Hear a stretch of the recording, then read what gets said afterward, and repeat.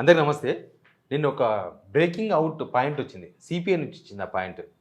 కాంగ్రెస్ పార్టీతో మేము తెగతెంపులు చేసుకోవడానికి సిద్ధంగా ఉన్నాం. కాంగ్రెస్ మిత్రధర్మం పాటిస్తలేదు. కార్మికులను పట్టించుకోవట్లేదు. పేదల ఇండ్లు కూలగొడుతుంది. ఎమ్మెల్యేల డిస్క్వాలిఫికేషన్ విషయంలో మేము అసంతృప్తిగా ఉన్నాం. కమ్యూనిస్ట్ పార్టీ మాట్లాడింది. నిజానికి ఇది ఒక పెద్ద షాక్. కాంగ్రెస్కి అసెంబ్లీ ఎలక్షన్స్ ముందు కమ్యూనిస్ట్ పార్టీ ఊపిరి పోసింది. కమ్యూనిస్ట్ పార్టీ మద్దతు చాలా గెలవడానికి ఉపయోగపడ్డది. వాళ్ళకు ఇచ్చిన ఒకే ఒక ఎమ్మెల్యే కూడా గెలిచారు కదా కొత్తగూడెం నుంచి. ఆ ఎమ్మెల్యేనే ఈ స్టేట్మెంట్ ఇచ్చిండు. నల్గొండ, ఖమ్మము, మహబూబాబాద్ ఏరియా ఇట్లా కొన్ని ఏరియాల్లో కమ్యూనిస్టులు ప్రభావవంతంగా పనిచేస్తారు, ఉన్నారు, వాళ్ళకు క్యాడర్ ఉంది. అంటే ఇప్పుడు ఎందుకు ఆ నిర్ణయం అంత ఘాటైన స్టేట్మెంట్ ఇచ్చింది కమ్యూనిస్ట్ పార్టీ నుంచి? ఎందుకు ఇచ్చింది? కాంగ్రెస్ పార్టీ మీద వాళ్ళు ఎందుకు అసంతృప్తితో ఉన్నారు? సరే, తెలంగాణ మొత్తం అసంతృప్తితో ఉంది, తెలంగాణ మొత్తం ఓట్లేసి బాధపడుతున్నారు, ఇదంతా ఒక వర్షన్. బట్ కమ్యూనిస్ట్ పార్టీ ఇంకా గవర్నమెంట్ 3 సంవత్సరాలు ఉంది, ఇప్పుడే వాళ్ళు తెగదెంపులు చేసుకోవడానికి ఎందుకు సిద్ధమైనరు? ఈ విషయం మీద మాట్లాడదాం. అంతకన్నా ముందు సబ్స్క్రైబ్ చేయండి, షేర్ కూడా చేయండి. నిజానికి ఇది ఒక పెద్ద స్టేట్మెంట్. ఇప్పుడేమి ఎలక్షన్స్ లేవు.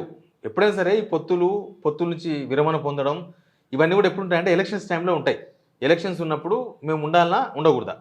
మేము గతంలో ఎలక్షన్స్ ముందు ఈ పార్టీతో పోయినాం, మళ్ళీ ఎలక్షన్స్ వచ్చినాయి కాబట్టి మేము దాన్ని వాళ్ళు రివైజ్ చేసుకుంటారు. అంటే ఉండాలన్నా వద్దా? ఉండాలనుకుంటే మేము ఉండం, ఈ ప్రభుత్వం బాగా పనిచేసింది అని చెప్తారు, లేకపోతే ఉండమని చెప్తారు. ఏ మిత్ర పార్టీ అయినా కూడా అంతే ఉంటుంది. కానీ 2 సంవత్సరాల మీద జస్ట్ 4 నెలలు అయింది గవర్నమెంట్. 5 నెలలు అనుకోండి, డిసెంబర్తో కలిపి 4 నెలలు అయింది. ఈ 2.5 సంవత్సరాలు, ఆల్మోస్ట్ 2.5 సంవత్సరాలకే ఎందుకు కమ్యూనిస్ట్ పార్టీ ఈ స్టేట్మెంట్ ఇచ్చింది? రాష్ట్రంలో ప్రభుత్వ తీరు సరిగా లేదు, మిత్రధర్మం పాటిస్తలేదు. కొత్తగూడెం ఎపిసోడ్తో సిపిఐ కాంగ్రెస్ మధ్య గ్యాప్ వచ్చింది. నిజానికి అక్కడనే గ్యాప్ వచ్చింది. వీళ్ళు మున్సిపల్ ఎలక్షన్స్లోనే కొంత గ్యాప్ పొడచూపింది. మనకు చెన్నూరు, కేతనపల్లిలో కూడా సిపిఐ బీఆర్ఎస్తో జతగట్టింది. ప్లస్ కొత్తగూడెం వచ్చే వరకు సిపిఐ సపరేట్గా పోటీ చేసింది, ప్లస్ కాంగ్రెస్ కూడా సపరేట్గా పోటీ చేసింది, బీఆర్ఎస్ కూడా సపరేట్గా పోటీ చేసింది.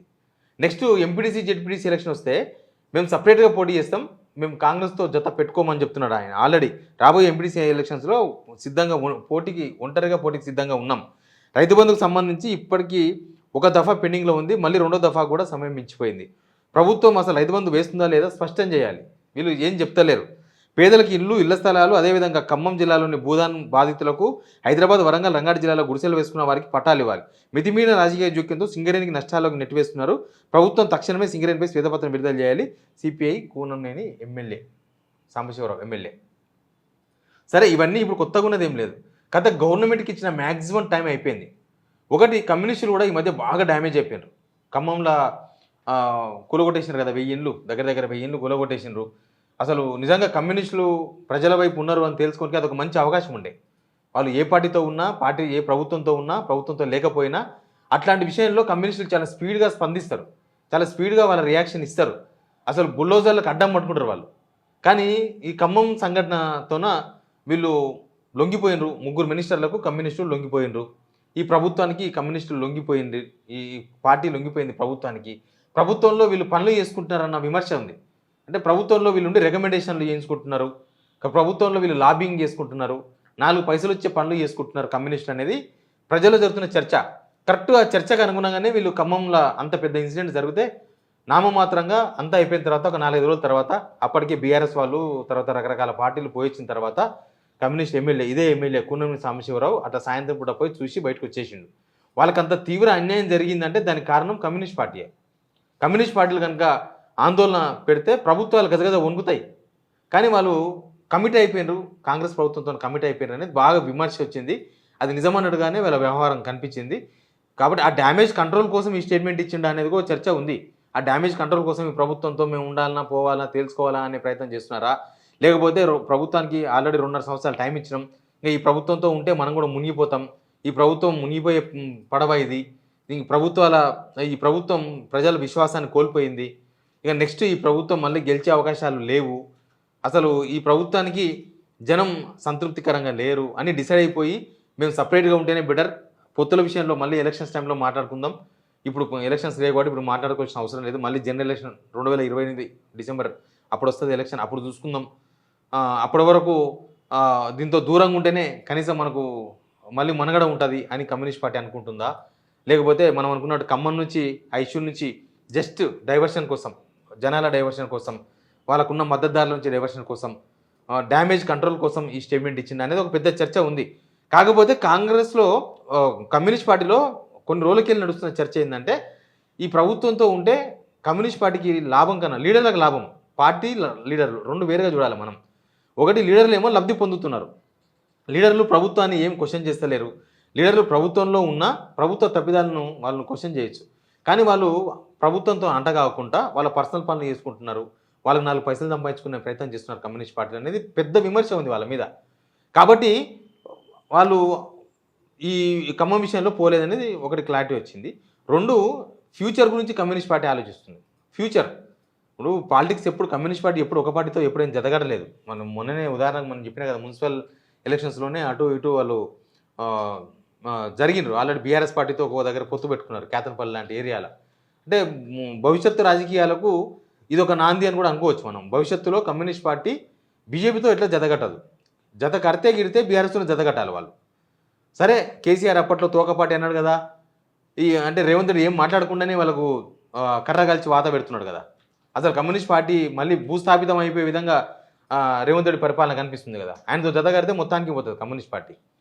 కాబట్టి దాని నుంచి బయటపడేందుకు ఈ ప్రయత్నం చేస్తున్నారా, లేకపోతే వాళ్ళతో ఉంటే పుట్టి మునిగిపోతుంది, మనం ఎందుకు వాళ్ళతో కలిసి మునిగిపోవాలి. ఎప్పుడైనా సరే కమ్యూనిస్ట్ ఏం చేస్తారంటే ఓడిపోయే పార్టీలతో ఎక్కువ రోజులు ట్రావెల్ చేయరు. వాళ్ళు ముందే పసిగడతారు వ్యవహారాన్ని, పసిగట్టి అటు ఇటు జరుగుతారు. ఇప్పుడు మొత్తం కూల్చడాలి కదా, రేవంత్ ప్రభుత్వం వచ్చిన తర్వాత మొత్తం కూల్చడాలి. కమ్యూనిస్ట్ సిద్ధాంతము కూల్చడాలకు వ్యతిరేకం.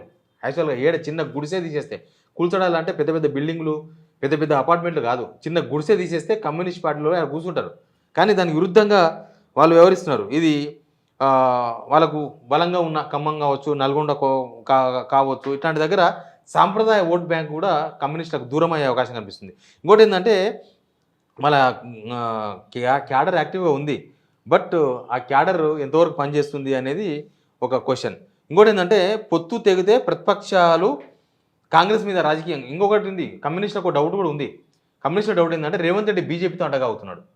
కమ్యూనిస్టులు బీజేపీకి ఎగనిస్ట్, వాళ్ళు బీజేపీని ఓడగొట్టే పార్టీకి మద్దతు ఇస్తామనుకుంటారు ఎప్పుడైనా సరే. కానీ ఏదో నడుస్తుంది, బీజేపీకి రేవంత్ రెడ్డికి మధ్య ఏదో టర్మ్స్ నడుస్తున్నాయి అనేది ఒక ప్రధానమైన అనుమానం వాళ్ళలో ఉంది. సిపిఐ నారాయణ చెప్తున్నాడు, గవర్నమెంట్ ఎగనిస్ట్గా మీరు కొట్లాడితే తప్ప మీకు కలిసి వచ్చే అవకాశం లేదు, మీరు అనవసరంగా లాస్ అయిపోతారు, మన క్యాడర్ కూడా మనకు పనిచేయకుండా పోతుంది, కాబట్టి మీరు 100% తెగతింపులు చేసుకోవాలి. ఇది ప్రభుత్వ పనితీరు నిదర్శనం.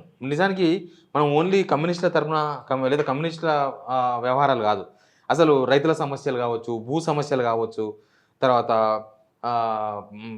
రాజకీయ ప్రాధాన్యత లేకపోవడం కమ్యూనిస్ట్ పార్టీలకు, ఇట్లాంటివి కూడా చాలా ఉన్నాయి, చాలా అంశాలు ఉన్నాయి. గవర్నమెంట్ ఫెయిల్ అవుతుంది, భూ సమస్యలు చాలా ఉన్నాయి. వీళ్ళు భూభారత్ తీసుకొచ్చారు, భూభారత్ వల్ల సమస్యలు పరిష్కారం కాలే, పెరిగినాయి. నిజానికి అట్లాంటివి కమ్యూనిస్ట్ పార్టీకి పోరాటానికి ఒక పెద్ద అస్త్రాలు అవి, కానీ వాటిని కూడా ఫాలో కాలేకపోయినారు. ప్రభుత్వ పనితీరు ఎట్లుందని చెప్పడానికే ఇదొక ఉదాహరణ. ఏం ఎలక్షన్ లేకపోయినా ఈ గవర్నమెంట్ ఇంకా 3 సంవత్సరాలు ఉంటుంది అని తెలిసినా కమ్యూనిస్ట్ పార్టీ వాళ్ళు వార్నింగ్లు ఇస్తున్నారంటే ఈ ప్రభుత్వ పనితీరు జీరో అని అర్థం. వాళ్ళు కమ్యూనిస్ట్ పార్టీలో ఎట్లుంటారంటే లాస్ట్ వరకు ఊపిరి పోయిందాకా, అంటే వాళ్ళు గాలి పోయిందాకా వాళ్ళు నమ్ముకున్న పార్టీ, వాళ్ళు ఏ పార్టీతో అయితే జతగట్టుంటారో వాళ్ళు లాస్ట్కి మొత్తం సచ్చిన దాకా వాళ్ళు వదలరు. కానీ వీళ్ళు 2 సంవత్సరాల 4 నెలలకే వదిలేద్దామని డిసైడ్ అయినంటే ఈ ప్రభుత్వ పనితీరు అట్లా ఉందని అర్థం. ఈ ప్రభుత్వానికి డేంజర్ బెల్స్ ఇవన్నీ కూడా చాలా డేంజర్ బెల్స్. వీళ్ళతో జతగడానికి ఎంఐఎంఏమో గవర్నమెంట్ వచ్చిన తర్వాత జతగడతారు, కానీ కమ్యూనిస్ట్ పార్టీ అంతకన్నా ముందే కదా ఉన్నది, ఎలక్షన్స్ కన్నా ముందు కాంగ్రెస్ పార్టీతో జతగట్టింది వాళ్ళు. కానీ ఇప్పుడు మొత్తం కొస వెళ్ళకుండానే మేము వెళ్ళిపోతాం, మేము ఉండము అంటారు. నిజానికి కమ్యూనిస్ట్ పార్టీ పెద్ద ఆశలతో కూడా ఏం లేదు, అంటే వాళ్ళు ఏదో మాకు 20 ఎమ్మెల్యేలు ఇవ్వాలి, మాకు అన్ని ఇవ్వాలి వాళ్ళ ఏం లేరు. వాళ్ళ బలం ఎంతో వాళ్ళు అంత పోటీ చేసుకుంటారు. కానీ కాంగ్రెస్ వీక్ అయిందని వాళ్ళు గ్రహించినట్టుగా కనిపిస్తుంది. కాంగ్రెస్ పార్టీతో జతగట్టి ఇంకా ముందుకు పోలేం, వీళ్ళతో జతగడితే మనం కూడా నాశనం అవుతాం. అది రేవంత్ రెడ్డి ప్రభుత్వ పనితీరు అనేది మనం అర్థం చేసుకోవాల్సిన అవసరం ఉంది. ఇవి ఫ్యూచర్ రాజకీయాలకు ఒక సిమ్టమ్గా కూడా మనం చూడొచ్చు. Please subscribe.